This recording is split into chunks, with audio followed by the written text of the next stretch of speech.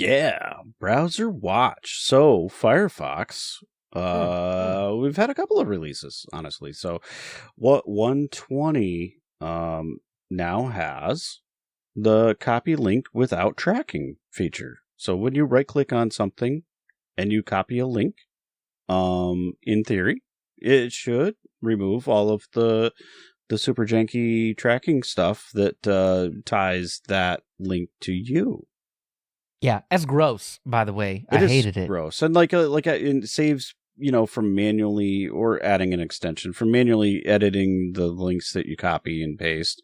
Or, I think there are some extensions that will do this for you as well, but it saves you installing those. And I think it's a great feature to be added. Really do. I think that's where the browser wars are at now. It's features of the browser and not. That's good. I can render this page 2% faster because 2% means like 0.001 milliseconds now, so It doesn't really matter that much. But this is a super important thing for me because it doesn't matter what it is. If it says, if there's a question mark in the URL, that's the trigger, and I am triggered. And I'm like, no, delete all of that before I send it to somebody. And if I accidentally just, absentmindedly copy paste into a chat or whatever, I'll go in and edit it. I'm like, absolutely not. I don't need you to be tied to me when you go look at the thing that I told you to go look at. No, I absolutely hate the tracking in it. And this browser watch is going to be a lot about tracking, or at least the first half of it will be.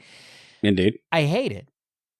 It's annoying. So I think that Firefox is doing a pretty good job with this. I do too. But it doesn't have the click-through thing. So if you go straight to Amazon, you find something on Amazon, and you copy link without tracking, which is you right-click in the URL bar to get the link, or you right-click on the product that you want to link to somebody, and you do the copy link without tracking, and then you send it to them. It will strip out all of that whole, they found the original item from searching in the Amazon bar, and then, or they found it in the app and all, right? So it loses all of that tracking. There's still some references in there, but by and large, it rips out a lot of the tracking stuff. Yeah. Now, the thing that it doesn't do, and I think DuckDuckGo may get like affiliate funding from this. So if you do the shopping tab in DuckDuckGo after you looked because Focusrite is now getting support in the Linux kernel in 6.8, right? And that's this. I have that now, and it's going to be supported by yay. So when I take the Focusrite and I search it in DuckDuckGo, and then I click on shopping, or if it just immediately shows me some Amazon links or whatever, and you click on that, that's got a DuckDuckGo URL to it, and it tunnels through some kind of DuckDuckGo something or other to do tracking on DuckDuckGo's end. Firefox doesn't fix those. Almost like the YouTube links, if you put them down in the comment or the description section, right? They always reference YouTube, and then they go, there's like a refer sort of thing going on there. Right. Yeah. This is so YouTube can track you, but on the other end, there may or may not be tracking because we don't know what YouTube is presenting to the other end. Right. So DuckDuckGo is doing a little bit of that. I'm not a fan of that, but I like DuckDuckGo, and I trust that they are not allowing Amazon to then track me after that. Right. So I don't do a lot of shopping from DuckDuckGo. I'll just be honestly. So I don't think that actually, the browser is the place that you typically do. I mean, you usually go to your vendor site and start from there, right? You do, Dan, but as we have established, we also use Linux, and nobody else does. So we're we do things differently. We do things differently. I'm not going to deny. Yeah. Yep, you're to right. be honest with you, I think there's a huge contingent of people that Google something in Google and then click on the first thing that comes up because it looks like a cheap. Yeah, it looks like a cheap price, and then there's like a gajillion pounds of tracking on that takes you to the website, which and continually they're off to tracking Temu or Alibaba or whatever. Yeah, right. Good God, don't do that. Don't. That's how you get a 2 terabyte flash drive filled with lead. That's really just a 64 gig flash drive. Don't do that. Yeah. Amazon's bad about that already. already. Oh, I know. And yeah, thankfully there's I forget the name of the app, but it's a Windows only app, but it'll actually write everything. It'll figure out how big your drive actually is. Vera drive, Vera something like that drive. I'll find it. I'll let you know eventually. But there's something that'll tell you. Anyway, don't do that. But anyway, for the most part, copy link without tracking does work. I really enjoy it. I use it when I can. If it fails, I fix it because I'm just that kind of guy. But I appreciate that regular folks do have the option. It catches you more than not. Yeah. Oh, yeah. Yeah, exactly. Then there's global privacy protection. So there's a bit of history with this one. It started with the passing of GDPR in 2016. So in the EU, basically said that you have to get people's consent to track them, and that spawned in the entire cookie banner thing, where it's like, do you want to accept these or accept these? That's really what it boiled down to, man. They tricked people, and they continually trick people. And the reason I'm bringing it up is because we got that in the U.S., whether we asked for it or not. Our government didn't mandate any of that, but we got it anyway. And there are ways that we in the U.S. can now opt out of a lot of the tracking, which is great. And then there was a kind of an industry iteration on that called the Do Not Track flag, right? That you could enable in many of the browsers. Even Chrome supports it. I know. That's how pervasive it is. Even Google Chrome supports the Do Not Track flag, and it's basically a signal that you turn on in your browser that tells any website that you go to, don't track me. It's kind of a bad signal now because it's not on by default, so it's only the security conscious, and those are the kinds of people that you probably do want to track. So that signal is really the opposite of what it really means, because the industry didn't have to follow it. Amazon could see the Do Not Track flag and be like, "Oh, I'm going to track you extra hard now." So there was no teeth behind it. But now, Germany has legal backing for Do Not Track. So in Germany, it is now illegal to track people when they have the flag on. Now, this is an extension of the GDPR and the Do Not Track, and now there's legal teeth behind tracking people, at least in Germany.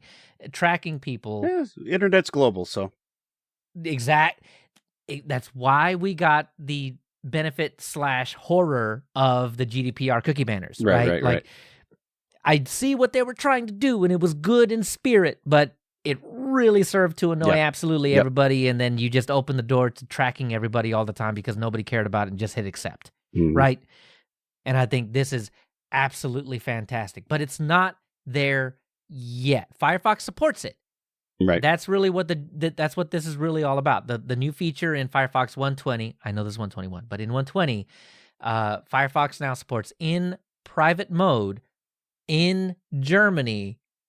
You can now surf privately, and the cookie banners are gone. Will be blocked automatically. I know.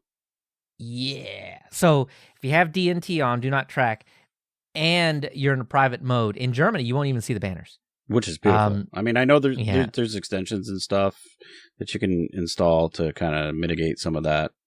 Privacy Badger. EFF, thanks. Yeah, no. And that works fantastic. uBlock Origin. Oh, yeah, Gorhill, thanks. Yeah, uBlock. You got to turn it on there, though. You do. I turned a bunch of things on in uBlock, honestly, and that is one of them. So. But I think it's smart to do that at the browser level. I think it's absolutely 100% smart to do that, because, I mean, we saw the stats years ago that only like 15% of people actually install extensions. Mm-hmm. Oh yeah, some crazy small number of people actually install extensions. So having it at the browser level is the right move, I think. And then if you don't want it or whatever, you can just turn it off. Right. But right now you can turn it on. So this whole cookie banner blocking thing, you can actually go in and turn that on a per website basis, or you can go in and just turn it on globally. So fantastic. I think it's beautiful. Things that are happening in Germany, things that are happening in the EU have a much, much wider impact. And I appreciate that, because I don't think we're doing a whole lot about that over here. We are not. And we should, but we're not. And I appreciate any movement of the needle toward privacy. Or at least the option of, yeah. Yeah. The cynical Leo in me says that cookies are going away anyway because Google is forcing it. So that's why this legislation, and that's why the websites that are really doing the tracking here are so, oh, okay, sure, yeah, we'll do that. But still, it's a good move regardless, because even when Flock, or not Flock, it's the next iteration that was basically Flock but slightly better. When that really does truly take hold, there will still be websites out there doing cookies and stuff like that. So this is going to help with that, and I really, really do appreciate that. So get rid of your cookie banners, get some more privacy, and yeah, don't rope other people into this whole privacy mess by using the copy link without tracking. It's super important. But more Linux-centric Ubuntu users. Yeah, so this final point here for 120, users on Ubuntu that now can now import from Chromium when both are installed as snaps. So that's like the bookmarks and stuff? Yeah, so like your bookmarks, any safe passwords, any of, all of the stuff that you save, maybe potentially in your browser, you can now export that from Chromium, import that into Firefox, even if they're snaps, because obviously that stuff gets stored in a different place, and so now the import and export things work like they should. That's pretty cool. They got to be snaps, but if you're on Ubuntu, they probably already are. So both of them are on Ubuntu, so that was the sticking point, right? And I think there was some ability to import from other things into the Firefox snap already. So this sort of, closes the hole, if you will, and gets it all firmed up, I believe. Pretty cool. And finally, in Firefox 121, so yeah, 120 came out in like November or something. The end of, I guess, yeah. Yeah. So we could have covered it, we didn't cover it, but anyway, so that's 120, and in 121, Firefox on Linux, if you're on a Wayland desktop, Firefox is now Wayland by default. And of course, if you're on X or whatever, it will fall back to using X or XWayland or something like that. If for some reason it can't use Wayland, it'll work. But it's huge for me. For me personally, it's huge because on my framework, I scale at 1.5. And if I'm opening up Firefox from the tarball, it was XWayland, and that meant that everything was blurry. But now, since Firefox 121, which is the one you get now if you go download, right? Well, okay, probably by the time you hear this is 122, but whatever. Now, when you go get a Firefox, it will be Wayland first if Wayland is available, and that means that I don't have to go into about:config. Yeah, go change it, force it. Yeah. So that makes my life a little bit easier, and I don't have to worry about it, and I can use the tarball at my leisure. And it's working to be the norm in some places, so it's good to probably try to do that out of the gate. Yep.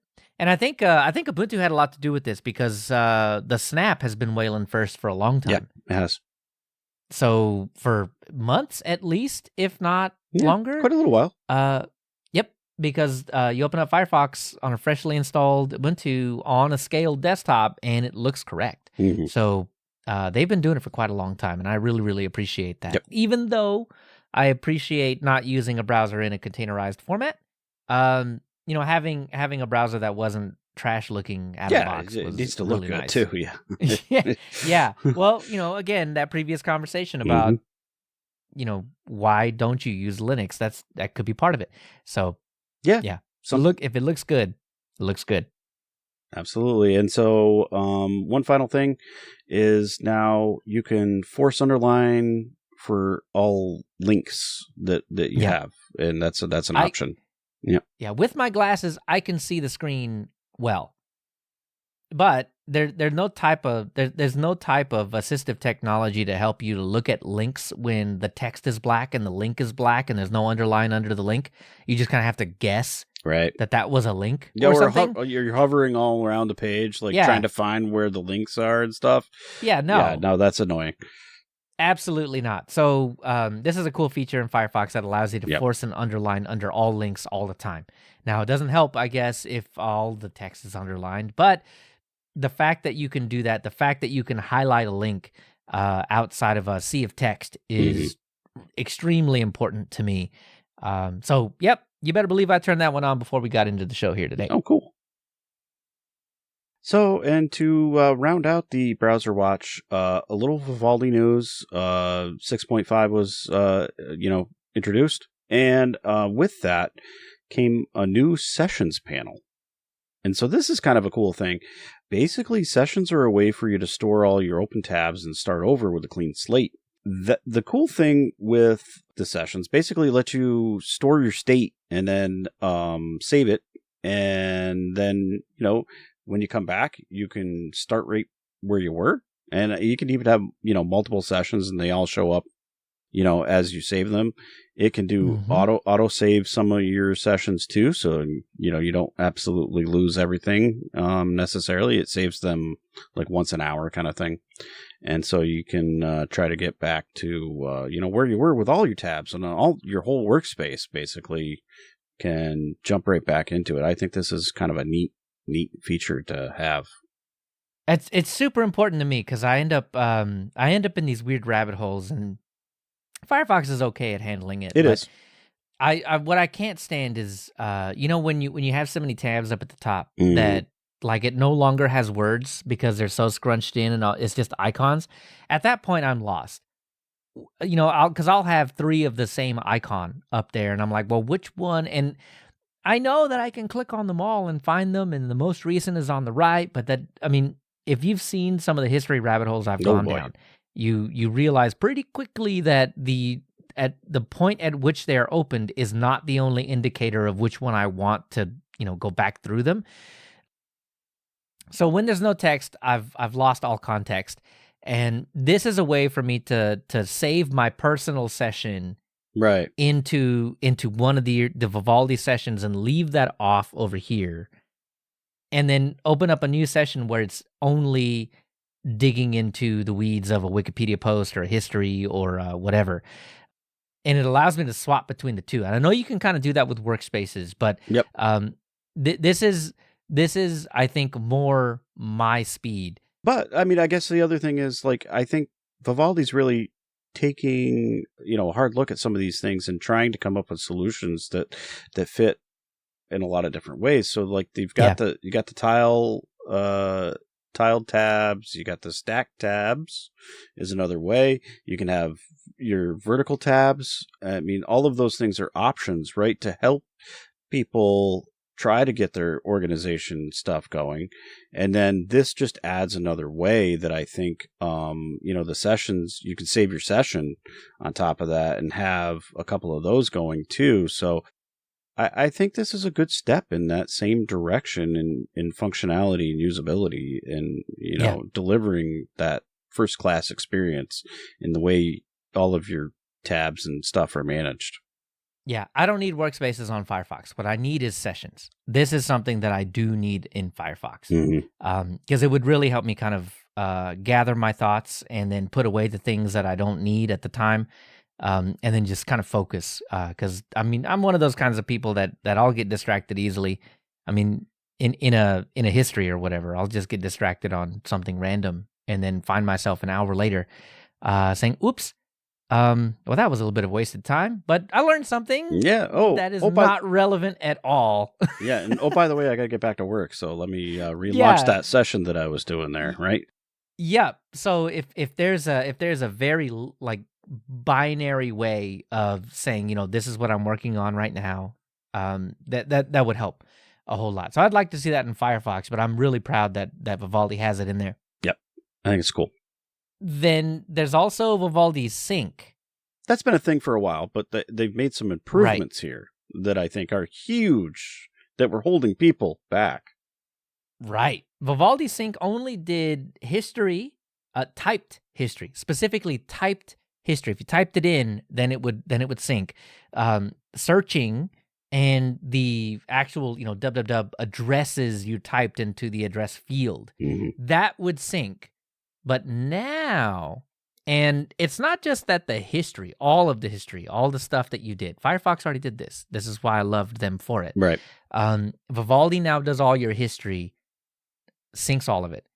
But it also, and this is the sticking point for me, all encrypted in the back end when syncing between devices.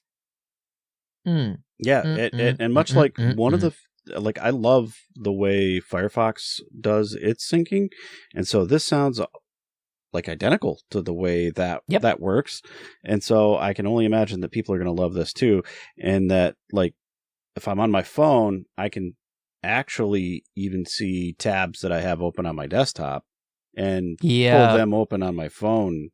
And that's a really, really handy thing to be able to navigate stuff. Like, I know, like, I can go into the living room and sit in front of the TV with just, a tablet or a phone or whatever. And I can say, oh, what was that thing that I was looking at on my desktop? Yeah. And I can pull it up and then there it is.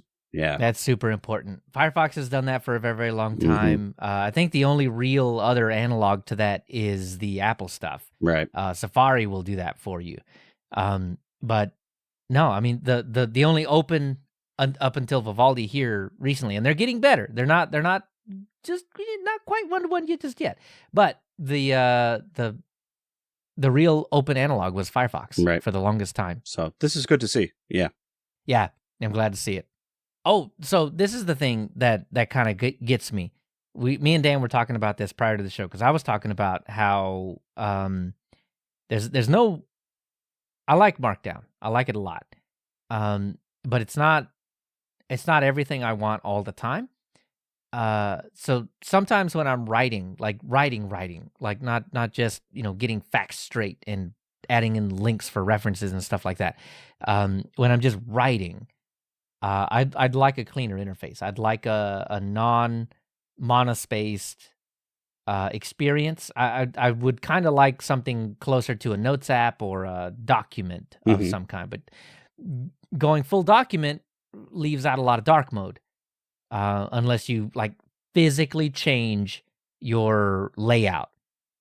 So that's where the Notes app comes in, and it kind of gets somewhere in the middle, where you have some markdown stuff, but you also have dark mode, and well, something popped up in Vivaldi. They improved their notes a little bit, and so Vivaldi has a Notes app baked into the browser on the desktops that will sync. And it does all the stuff, right? It does the dark mode. It has Markdown compatibility. Now, I may not have just figured out how to get there. Dan was showing me right before the show that you can get two notes in the mobile Android. Yep. Yeah. So I'm on iOS, and I don't know if it's not a feature or what. I haven't looked yet. I mean, he showed me, and I was like, well, I can't look yet. Right. So I don't know. Maybe I can, and if I can. This might be my new Notes app. Yeah, because the notes here, they sync across all your devices. Right. Cross-platform. Right. I can have Vivaldi on every platform. I don't have to log in. Well, I do have to log into the sync. But the only other thing I can really do that with is Nextcloud. There's a few apps that'll do it, right? But yeah, Nextcloud's one of them. Yep. But on mobile, I have to kind of do some hoop jumping to make that work. Or the Apple Notes app, right? And I can log into the web interface to mess with those notes. But on the web, you don't get a dark mode. Right. So I'm not happy about that. One I've used a few times, actually quite a little bit, is Joplin. And Joplin supports different sync backends. Nextcloud could be your sync backend, or you can you basically supply your own sync backend. It could be Google Drive, it could be OneDrive on Microsoft, or it could be Nextcloud, or whatever. Right? You basically supply your own backend, and you can sync things across that way too. But you have to use their application, right? And it's not, so it's maybe not as convenient, right, as the Vivaldi browser has it built right in, and it will sync with all of everywhere you're signed into Vivaldi. So that's kind of cool. Right. Okay. I don't know. So this is something I have to look into this. So it's available on all the devices, even in the car. I think like Volvo. Yeah, I think or somebody. Yeah, I think it's Volvo has Vivaldi browser, right? Yeah. Volvo has Vivaldi. I think that's the one. Maybe it's not, but I think it is. Yeah. That's cool. Anyway, so that's something I'll be looking into. This is really cool. I think so. And apparently, Dan, we were looking at it a little while ago that you can just do straight Markdown or something. You'd mentioned something about Markdown. Well, I noticed there was a Markdown little button there in the Notes app. So yes, I believe you can. Cool. Yeah, because I was even looking at just like writing it in, exporting whatever I have as a doc and then using Pandoc to export it or to convert it to Markdown. I don't even mind doing that. I don't mind the rigmarole going through it as long as I can have something that is truly cross-platform. That's really what I'm after. But anyway, Vivaldi might do it. If Vivaldi does it, I think I'll stop the search and just be content and write. That's cool. That's hard to do. Yeah. But Vivaldi might have it figured out. Slick. If you want to find all the links that we're talking about, all the Vivaldis and the Firefoxes and all the things that we're talking about, go to linuxuserspace.show. You find this episode, you find all the links. You can also find us on the YouTubes. The links are there too. And the TILvids on the history episodes, the links are there as well. If for some reason we forgot a link, though, you can reach out to us. You can go to linuxuserspace.show. You can click on the contact button and you can send us an email, or you could just email us directly at contact@linuxuserspace.show and say, hey, you forgot the link to this thing. I actually had somebody do that. They did it on Mastodon, though. Oh, whoops. Yeah, I had somebody ask us about a link. I don't know why. My bad. Maybe we forgot. My bad if I left it off. I don't even think it was you. I'm sorry. Nope, I think it may have been I left it off when I was writing the stuff, so it never made it to the notes to make it to the doc. I try to go back and plug in the holes that we missed, but you do a great job. I'm probably not perfect. No. Well, neither am I. Apparently, at getting them in there in the first place. Yeah, it's okay. But this is why I want a good writing app so that I don't have to. So the reason I don't put I actually have a reason for this. The notes thing goes deeper than what I talked about. So when I'm writing in Markdown, and I'm talking about historical things that happened, and I've got an archive.com or whatever, archive.org link. Those things are massive, dude. And so in Markdown, you put the thing that you want to highlight as a link in square brackets, right, and then you put the link that you want it to move to in regular parens. Right. And that's all fine and good when the link is like our Vivaldi link earlier. It's pretty short, right? But then when you get to the archive links, those things like take up 3 lines in a page. And when you're like, I want to be able to read the Markdown right as I'm writing it, but the moment I have a link in there, it pulls me out. It de-immerses me, and it kind of breaks my concentration. And so what I took to doing the episode in question where that link didn't show up is I just started leaving them out. And then I said, okay, well, I have a list of links over here. I'll just go back and plug them in after I'm done so that I can have a nice writing experience. And that didn't happen. So I missed a couple, obviously. And that's what I mean. If I could have a good writing experience where the link is hidden, or if maybe HedgeDoc could hide them, or Nextcloud could hide them, or I could just hide them in Markdown, that would be the best solution for me. But without that, I need something that's more in tune for writing than it is in tune for Markdown. Because you can totally hide them. Obviously, you can switch to the reader mode, but it's reader mode, not writer mode. But then I can't edit. Right? Yeah, exactly. That's where Nextcloud comes in, where it's kind of like a reader mode and edit mode all smashed into one, but the links still bother me. Mm-hmm. So I need one step further. When I put the link in, hide the link, and then when I click on the little 3 dots or something, it exposes the link to how I can change it or edit it or whatever. Anyway, that was a tangent that didn't belong in housekeeping, but there you are. So go to linuxuserspace.show. And here's the thing. Those kinds of conversations happen all the time, before and after the show. So you only get access to that stuff when you hit the $5 tier on Patreon. So here's how I wrangle it all back in. Here's how. Yeah. So Patreon, and you can hear more of those kinds of explanations, conversations, and why we put the stuff into the show that we put into the show. If you hit the $5 tier. If you do the $10 tier, you get the video. $5 just audio of all that. 10 is my stupid deer in headlights look. Yeah. No, so you can pay the most and get the worst of Leo. You know what? If that's not the tagline now, it needs to be. You can pay the most and get the worst. That's it. Absolutely it. I'm going to put that on Patreon later. Oh, boy.